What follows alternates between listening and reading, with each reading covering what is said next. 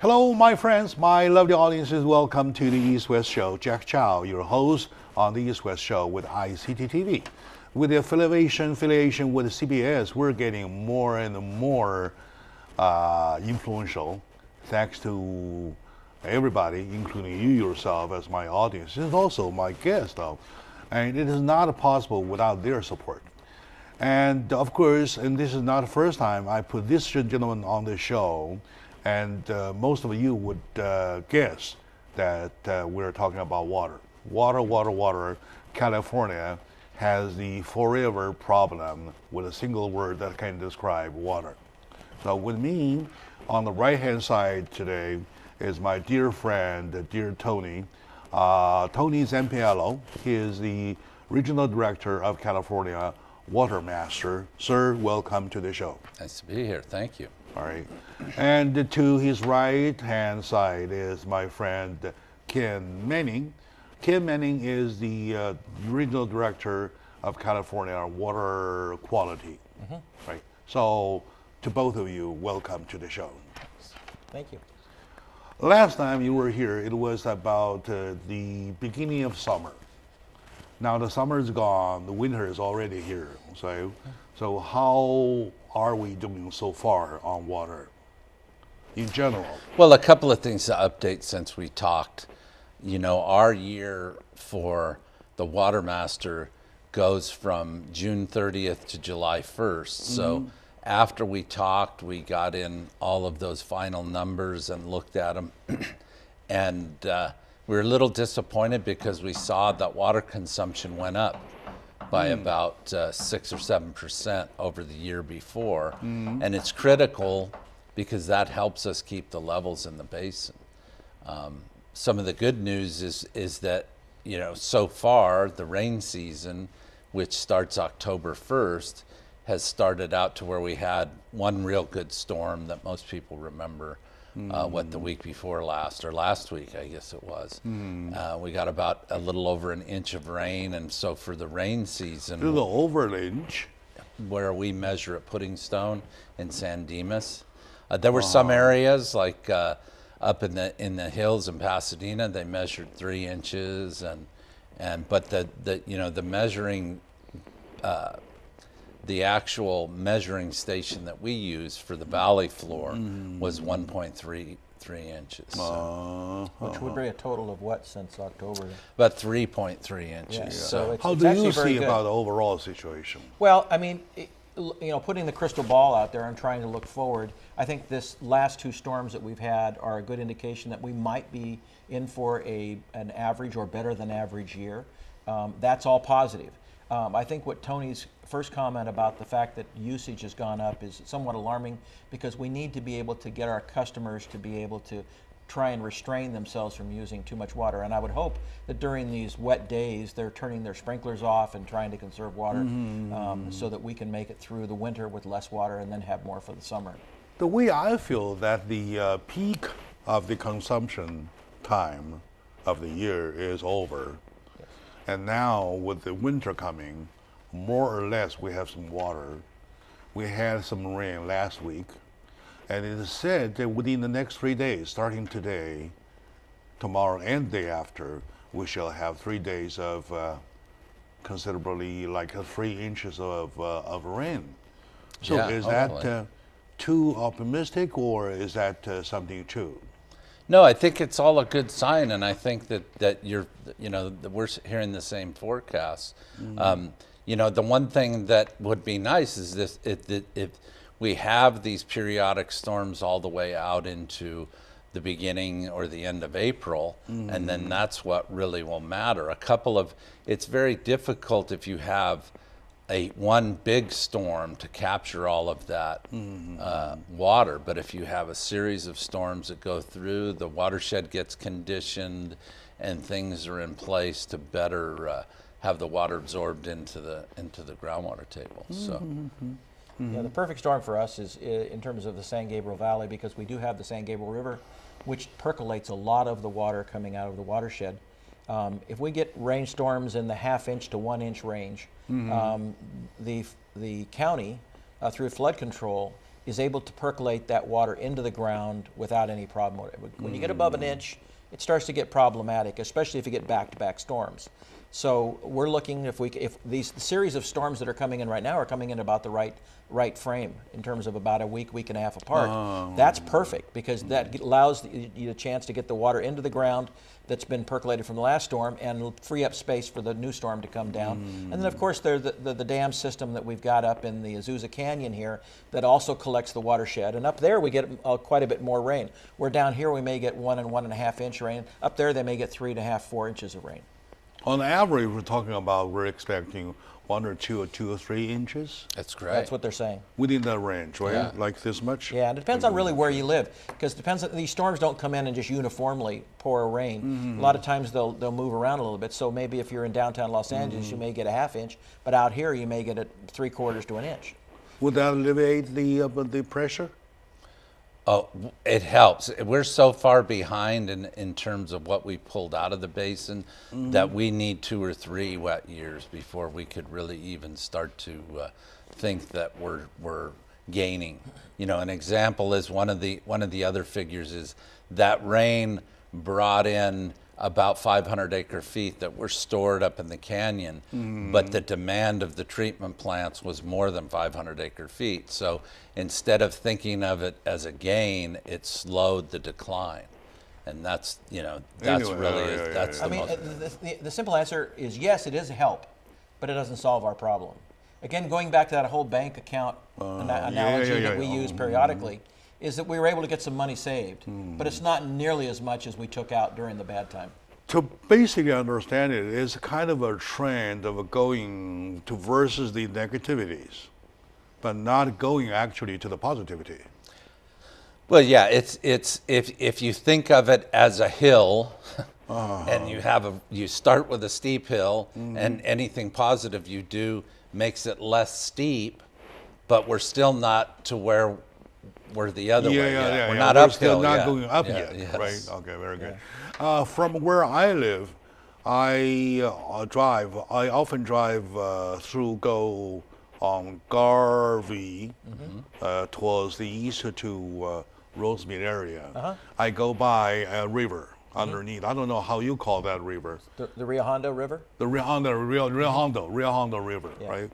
I started to see as of this last rain though, some water in there. Yes. It's been dry, totally dry. Yeah. Dry as a crack. Right. Ever since. But starting the last rain, I started to see some water. I need to check again if the water is gone, but I do see substantial water there. Yeah. It's probably subsided some. Some of those channels that are tributary to the river are made to move the water into centralized areas as fast as they can away from the houses. Where does the water go though? Well, it depends on exactly what part of the river you're talking about, but there, if you look at an aerial map of the San Gabriel River, Garvey and Rosemead, that area. If you looked at an aerial there's a dam in Whittier Narrows or down in like Pico Rivera, and then on the side of either side of that dam and even in the river, it's sand bottom, and so it'll go down to there, and then they have these little inflatable dams that they'll put in the river and keep the water and then let it percolate down. Oh, okay. Anyway, it's not going into the ocean, right? Well, that's what Ken was referring to. Once you get above certain huge storms in 24 hours, you may get some of it But right now, no. No. Well, I'd rather see that. Absolutely. I'd rather see that. So would we. the other day, because I'm involved with water so much though. My wife follows. Yeah. When I kind of almost yelled. I said, "Wow, water!" Yeah. And I never saw water. And she says, "It goes to the ocean anyway." No. So not going to the ocean. No, as a matter of fact, I think flood control, first of all, flood control does an outstanding job of capturing on behalf of all the citizens the most amount of water they can, especially in the San Gabriel and Rio Hondo watershed area. But if water is falling in the San Gabriel Valley up to an inch of rain, 100% of that water is going to stay in the San Gabriel Valley. It won't make it. That's even better than you have a huge flood coming in all the way, and then Yes. goes to the ocean 24 hours. Then it becomes an operation of less conservation and more safety. Yes. All right, very good. And then, by the way, from to the north of where we are, West Covina, though, you see the dam, right, by 605, that Yes. dam, though. Santa That Fe. dam, I recall that dam long ago, when even during my first days, early days in Los Angeles, I've never seen a drop of water over that dam. What was the dam for? Was there, or had there been any water in history? Yeah, that Yeah. dam was built solely for flood control purposes. What Ken and I have been trying to do with local Congress people is to change the view of the federal government to using it more for conservation.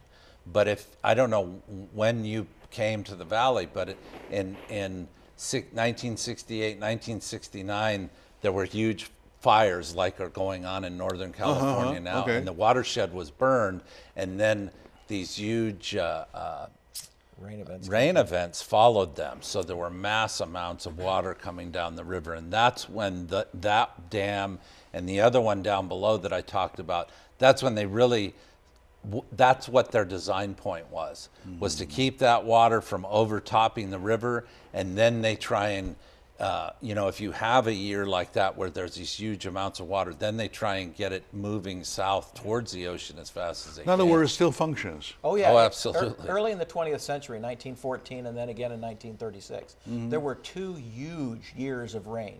And during those 2 years, almost everything that was along the San Gabriel River was wiped out by flooding. And so right after the 1936 flood, the federal government came in and built Whittier Narrows and Santa Fe Dam along the San Gabriel River in order to be able to protect downstream facilities. see. So every bridge, every home along the edge, all those were wiped out in those 2 floods. All right, and so that's why those 2 are there, and it's also why other significant dams, El Prado, out in the Inland Empire. That makes a others lot are of bigger. sense. So let's take a short break out. Kind of when we come back, I'll explain to you why I ask about the dam. So stay with us. We'll be right back, my dear audiences. Dear friends, my lovely audiences, my dear fellow Californians, welcome back to the talk about California water. California is a beautiful state. And of course, in lots of areas, we are ugly, but one of the questionable area is that we are always a lack of water. We're dry. We're very dry. And okay, anyway, that's how dry we are. And look at the mandate. Look at the little rain we have. So we know the problem is right there. It is a talk for generation after generation to go on. And the last time we were on the show, we talked about to have so far make a determination to change our lifestyle, which later on we'll touch, right? Today with me are these 2 wonderful individual professionals who I, at this show, rely upon on a day-to-day basis.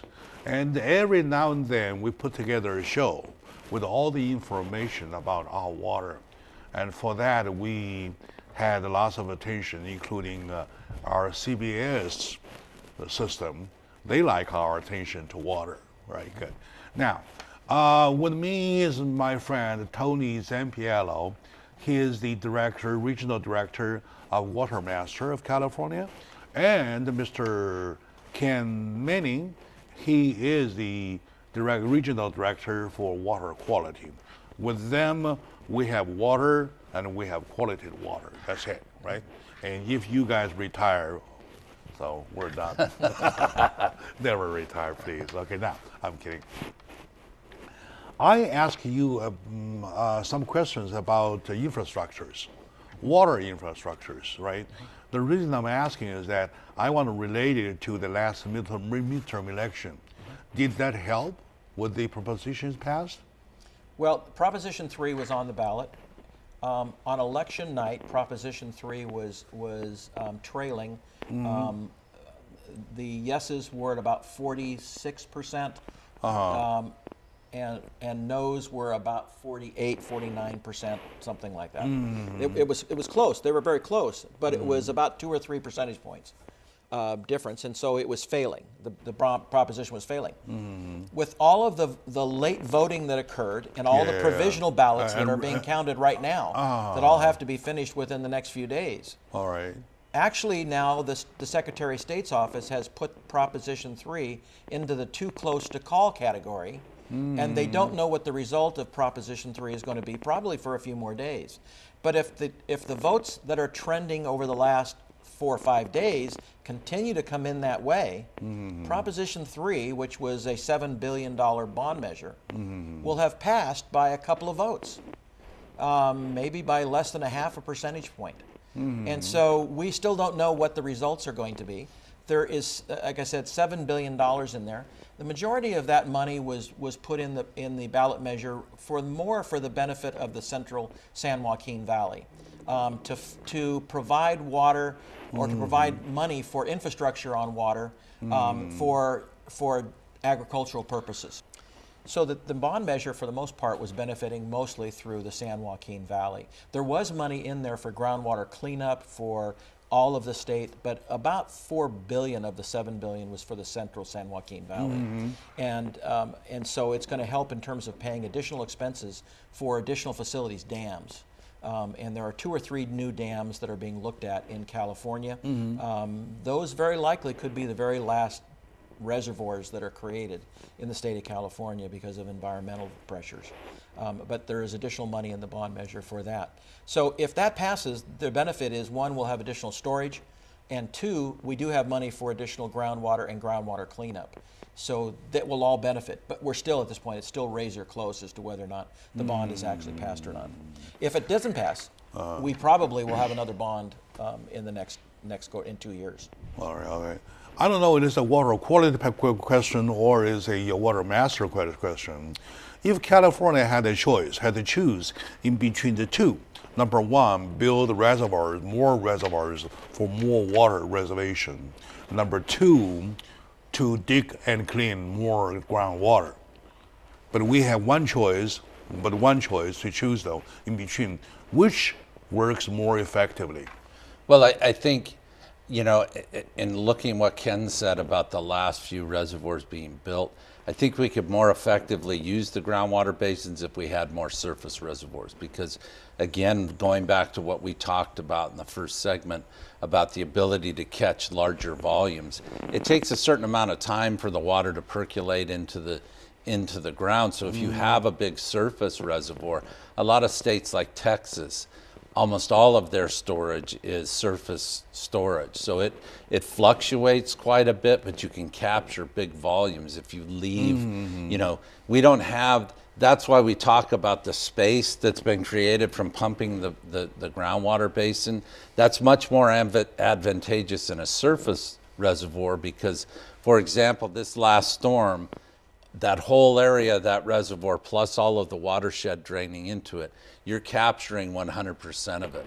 Whereas with the groundwater basin, it needs a certain time to get into it. So if you have more surface reservoirs, then you can timely release the water, you maximize the groundwater storage. In other words, they are interrelated. Absolutely interrelated. And it's a matter of operation. If you think about it, the water, if you have large storms, and if you get up in the mountains, they get large amounts of water, even though we may get a moderate on the valley floor. In the mountains, they get about 2 or 3 times more rain than we do on the valley floor. That water comes out of that watershed. If we can catch that behind reservoirs, dams, then we can release it slowly down into the valley floor where we can allow it to percolate into the groundwater. So it's an operational question. The reservoirs provide us operational flexibility to be able to get that water into the ground over a long length of time so that we can maximize that water and it doesn't flow out to the ocean. So that's really what we're trying to do. In terms of a choice between water quality and water quantity has to come first, then water quality follows. All right, that makes a lot of sense. In other words, we really do not have to choose between because they are not fighting each other. No. They are interrelated to each other, right?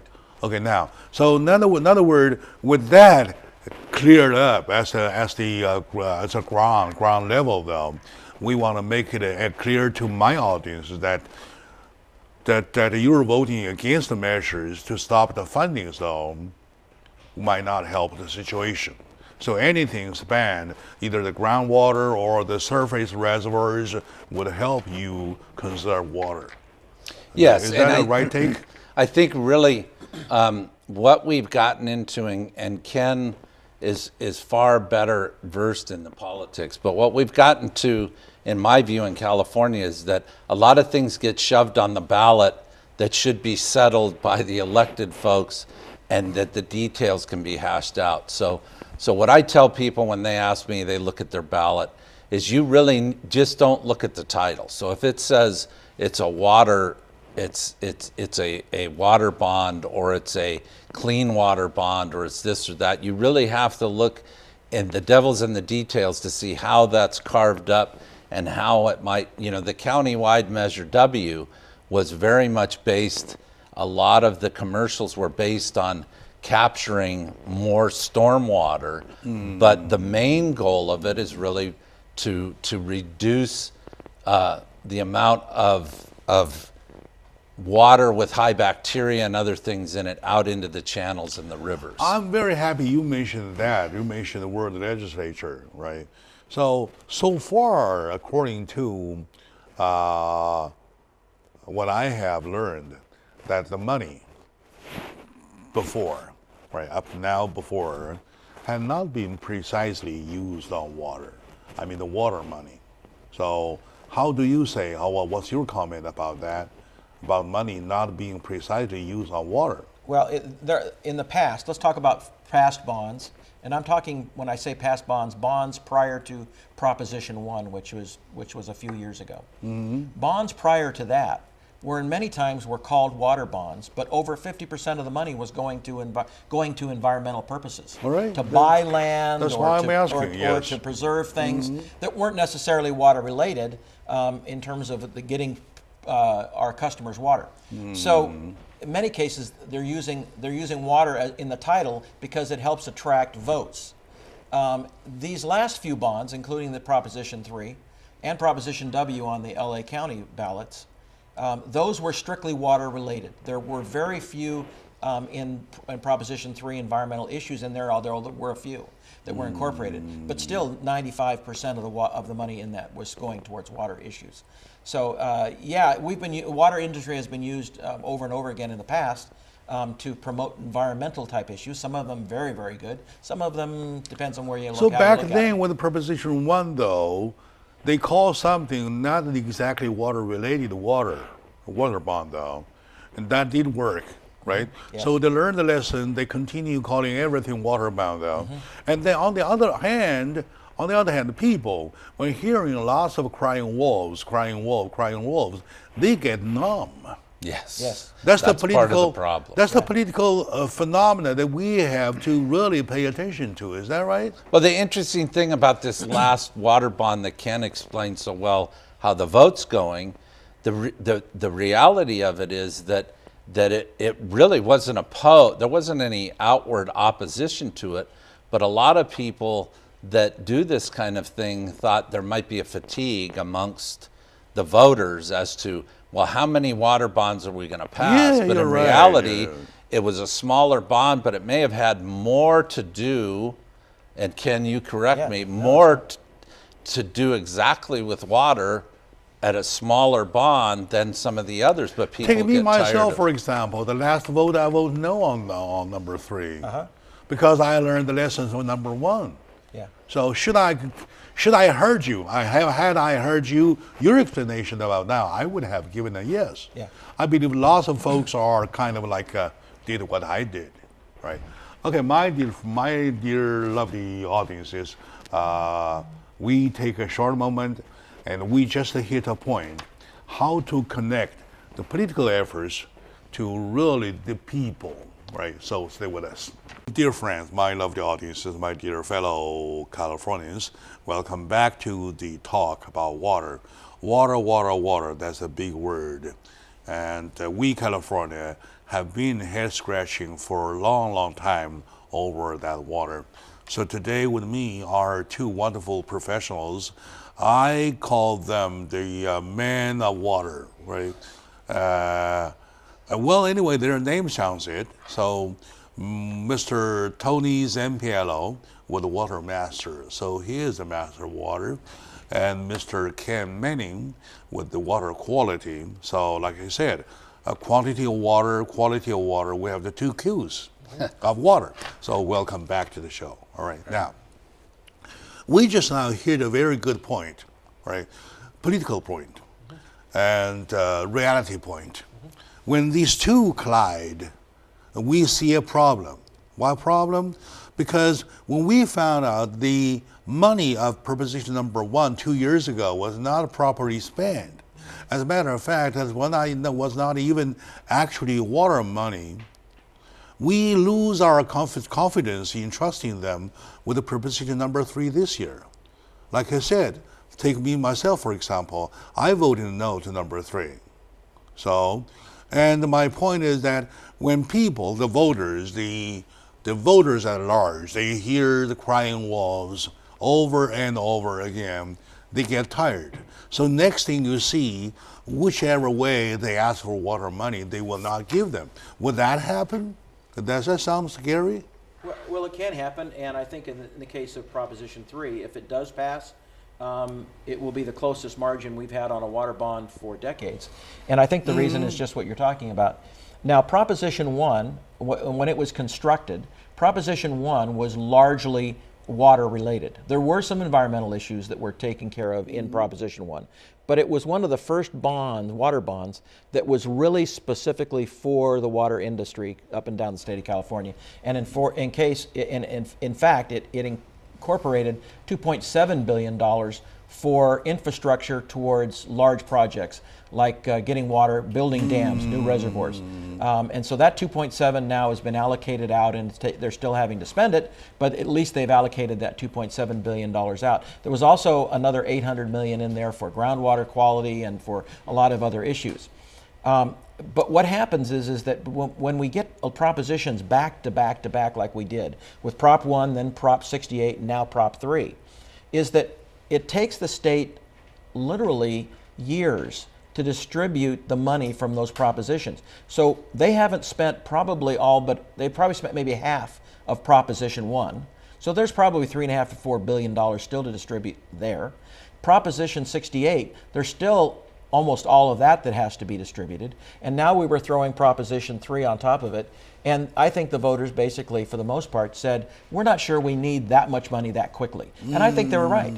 I think that the money that we were seeing that was being incorporated in Prop 3 really needs to be voted on in 2020, not 2018, because that's going to put it in a time frame that we can use the money for water infrastructure. Then why are they asking money in such a manner?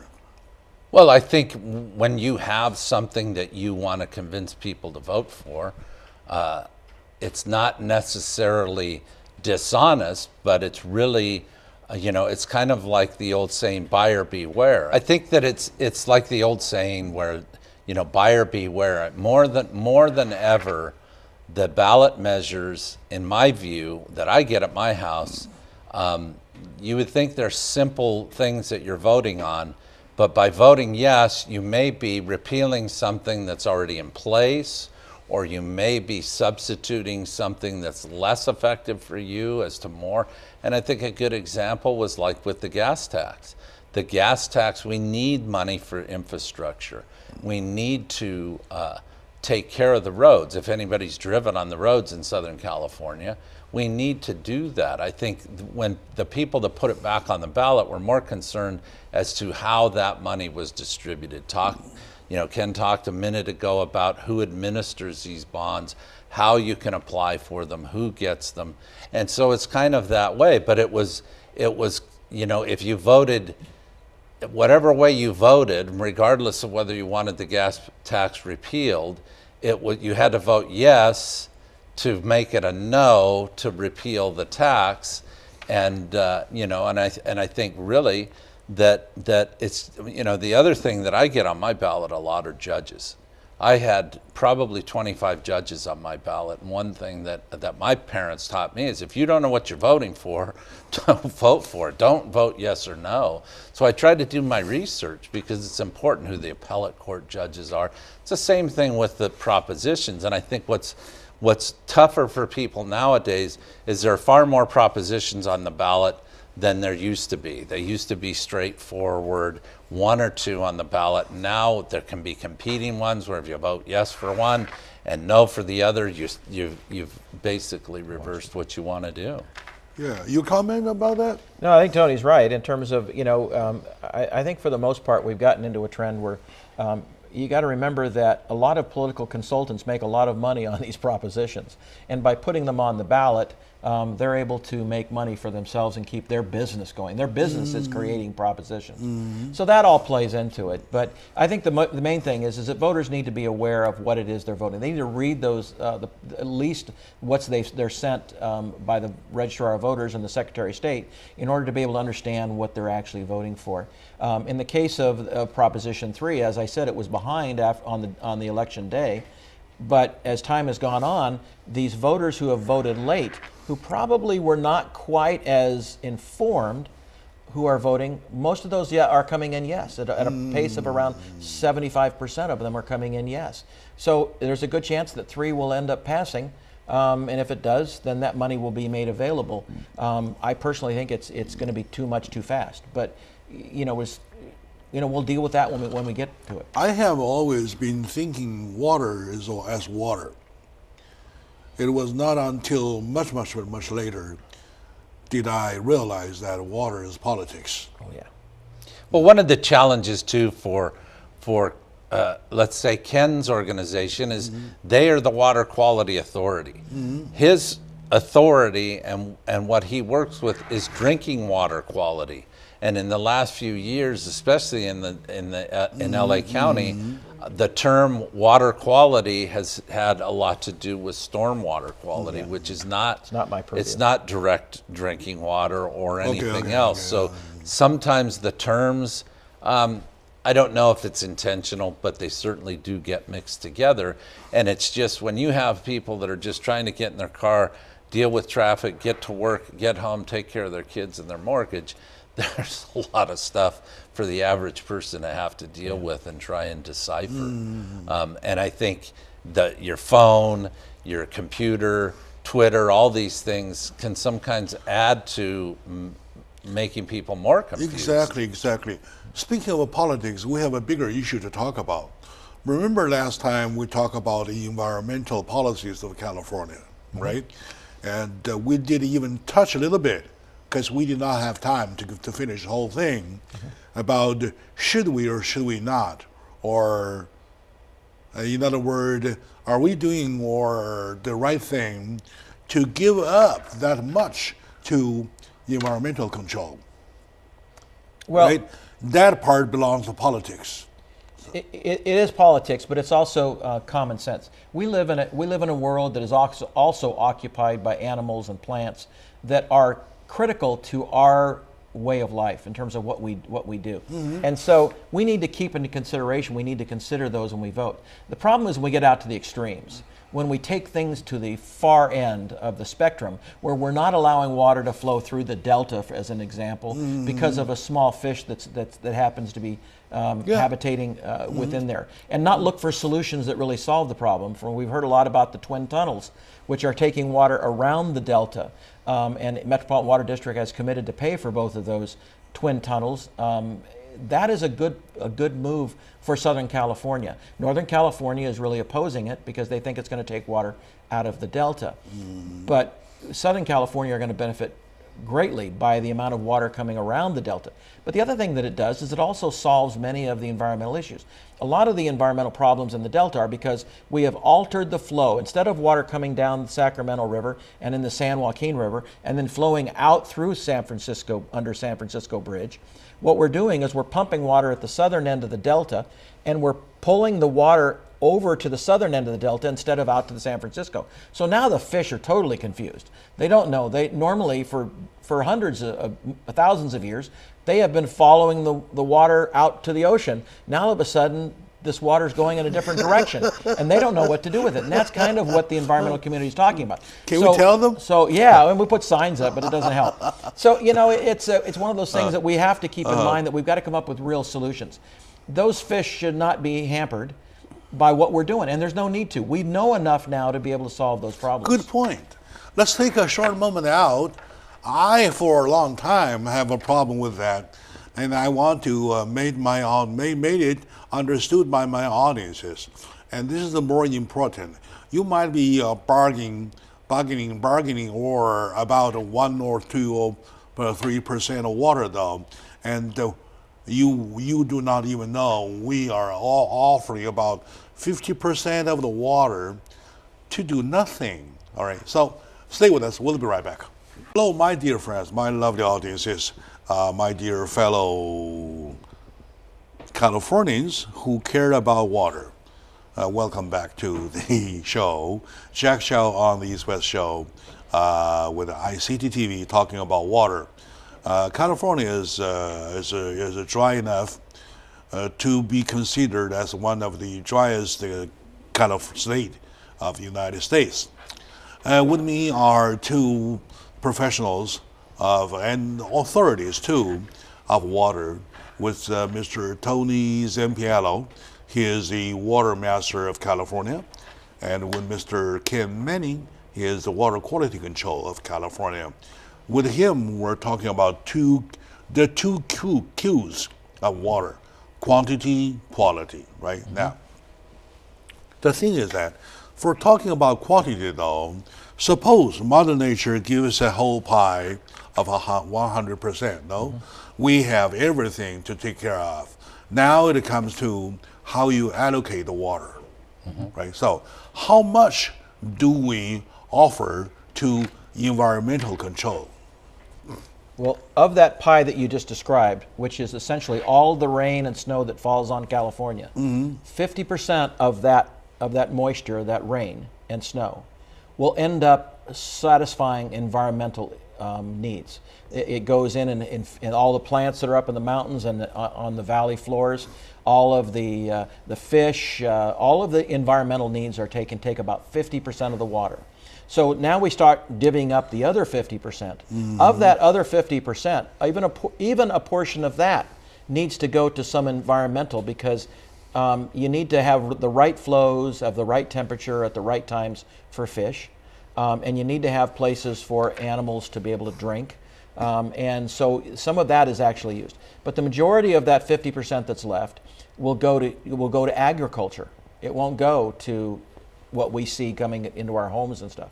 The majority of that, of that entire pie that you described, probably only about maybe 5% or less actually is water that we consume and use in our homes and factories. All right. Okay, now back to the whole pie, though. Still whole pie. From the allocation point of view, still, do we have to give up 50% to environmental? Well, I think, if you look at it just at a basic level and complying with current laws, you do. And there are certain instances within the system where probably certain fish species that are very key to economical factors like salmon and to the overall balance in nature, there's always the argument each year, because the climate varies, put aside whether climate change is there or not, that seasons vary and everything, that these particular species do need certain flows, like Ken said, and everything else. There are, I think, where we need to get closer together is there are practical solutions that can do both. So in other words, the bigger question to me is that, this valley 1,000 years ago, there were just a few native inhabitants, and the rivers weren't lined or anything else. And so you can't realistically say, well, the only real way to fix it is to go back to the way it was 1,000 years ago. but maybe the real practical way to approach it is that we have people living here now. How can we support these ecosystems and still at certain points in the system use that water? Because again, you know, for benefit of environment, a lot of the nutrients and things that end up in the ocean because of the way that we've developed maybe don't need to be there. So maybe some of the end use of that water. Yeah, that's a good angle to look at the problem. And we have been forgotten one thing. You mentioned about the last century for, say, early 30s, 40s, right? And from then on, for the past 100 years, let's say past 50 years, California population has almost doubled, right? So, and do we adjust our policies by the same ratio? Well, what you have to call adaptive management, and the state of California uses this adaptive management through changing of its laws. And as our population grow, our policies and our laws change. For instance, there weren't any restrictions on watering your lawns and the way you were putting landscaping on in your front yards. We're seeing a transition now to where government is saying, at the advice of people who are experts at it, including Tony and I, that we think that that's a good trend. That we need to take of that water. Again, we talked about the pie. Of the water that we use in our homes, still 70% of it goes to outside watering. Well, if we could take that 70% and make it available for consumptive use, we solve some of our problems. So what we're doing is talking to people about changing the way they landscape, the way they use water in their homes and around their homes, so that we can have more water for consumptive uses. So those are the kind of things, the policies that change, and they're constantly being reviewed, always being looked at as to whether or not we're meeting the needs. Tony made a good point in that we're not going to be able to return back to the days of the 1600s or before.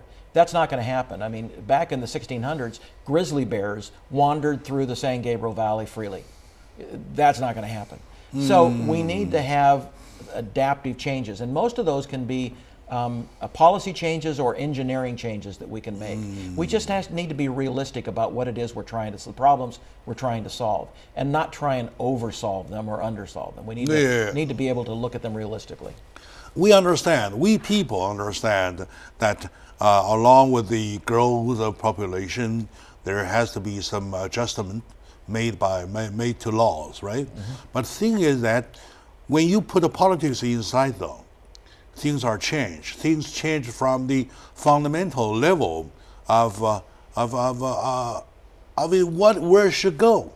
For example, I'll give you an example, right? In between the human and the fish, who are more important, right? The question you do not need to answer.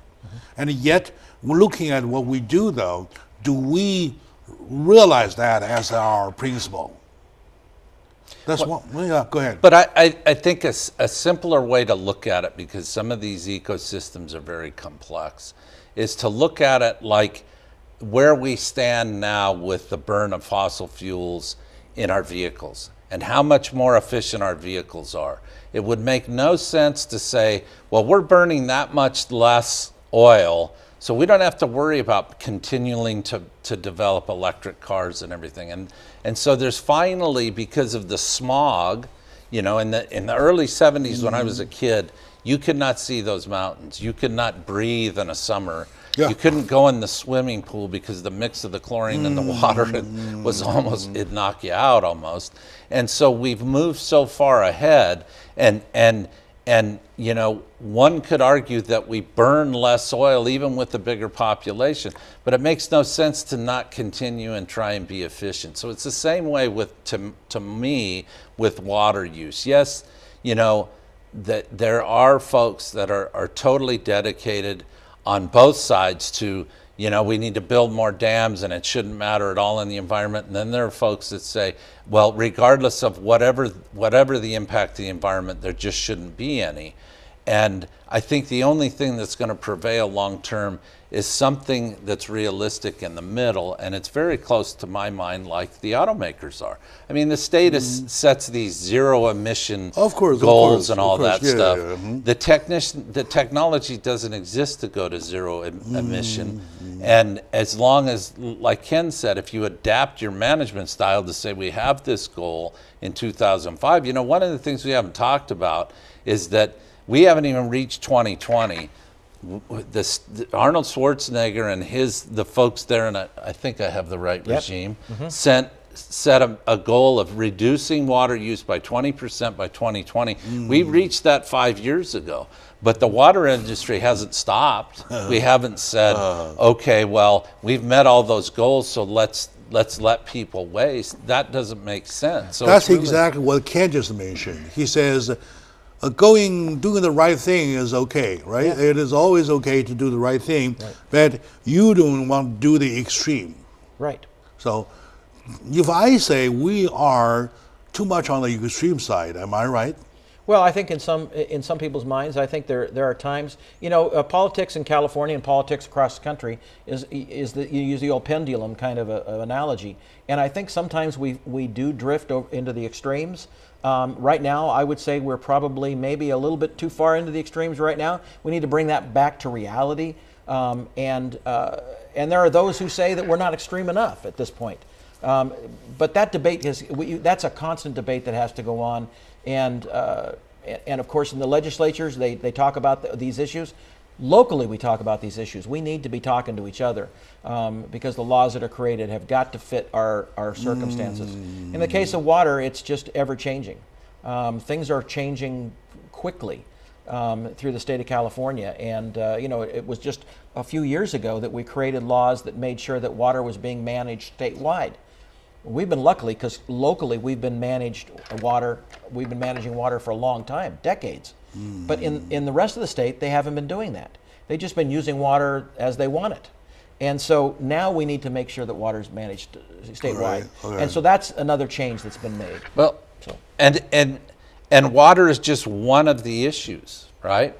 So if you look at how we've progressed with water and then you say, you know, I would say I feel 1,000 times safer drinking out of my tap maybe than I did in the 60s because of technology.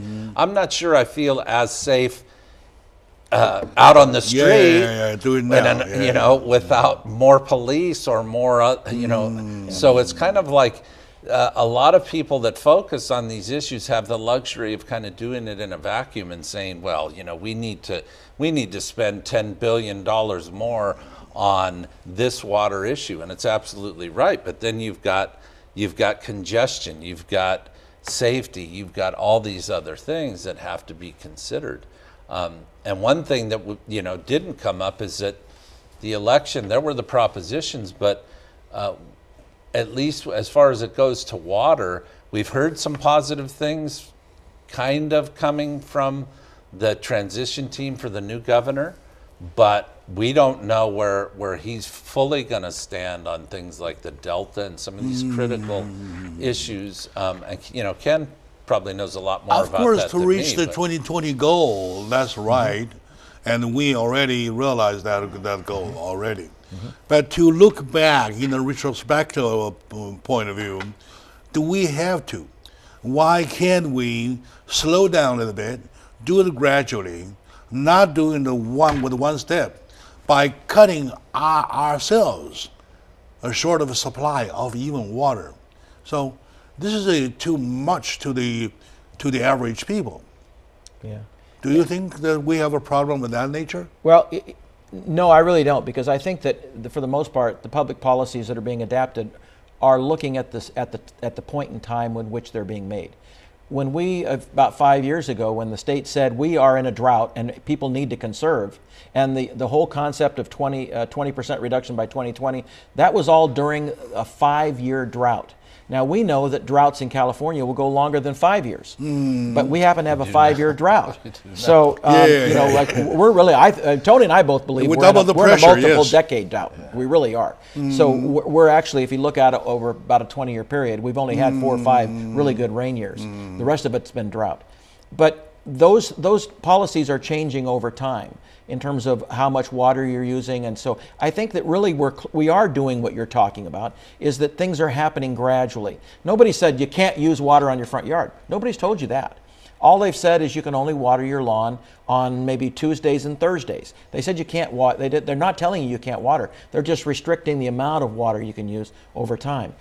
So those are important things, is that I think eventually you're going to get to a point where the state or the local entities are going to say, we prefer you not have water on your outside at all, because we just don't have that much quantity of water. Now, we're not there yet, but I think in 30, 40 years, we could be there. To my audience, the one thing to sum up, though, it is time to change our lifestyle, right? Either you call it, or Mother Nature call it, or legislature call it, or the water supply itself call it. We really have to. Really have to. This morning, my wife reminded me I was brushing my teeth and I had the tap going. Shame on you, Jack. Yeah, shame on me.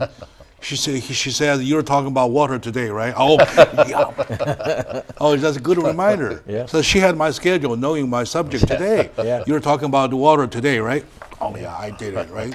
So to do that, all right, Yeah. to mutually remind each other and try to do something. After all, it is for ourselves. As how or why our legislators did what they did, and why can't we slow down whatsoever?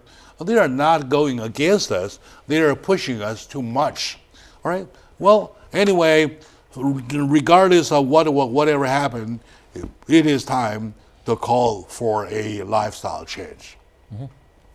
With that as a conclusion, I thank to my dear friend Tony Zampiello, Water Master, and I thank my dear friend Ken Manning, water quality.